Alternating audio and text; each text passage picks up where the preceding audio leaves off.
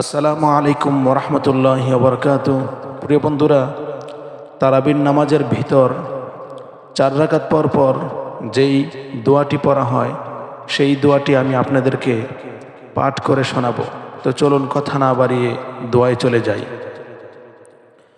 সুবহানা যিল মুলকি ওয়াল মালাকুতি সুবহানা যিল ইজ্জাতি ওয়াল আযমাতি ওয়াল হাইবাতি ওয়াল কুদরতি ওয়াল কিবরিয়াই ওয়াল জাবারুতি সুবহানাল মালিকিল হাইয়িল্লাযী লা ইয়ানামু ওয়ালা ইয়ামুতু সুবহুন কুদ্দুসুন রব্বানা ওয়া রব্বুল মালাইকাতি ওয়ার রূহি আল্লাহুম্মা আজিরনা মিনান নার। প্রিয় বন্ধুরা, দোয়াটির অর্থ বাংলা: আমি পবিত্রতা ঘোষণা করছি সেই সত্তার যিনি রাজত্ব ও মহাশক্তির অধিকারী।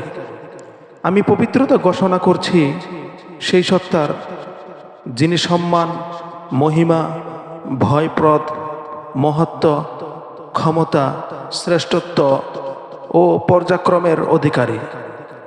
আমি পবিত্রতা ঘোষণা করছি সেই চিরঞ্জীব বাদশাহর যিনি কখনো ঘুমান না এবং কখনো মৃত্যুবরণ করেন না। তিনি অতিশয় পবিত্র, অতি পবিত্র, আমাদের প্রতিপালক এবং ফেরেশতাগণ ও রূহ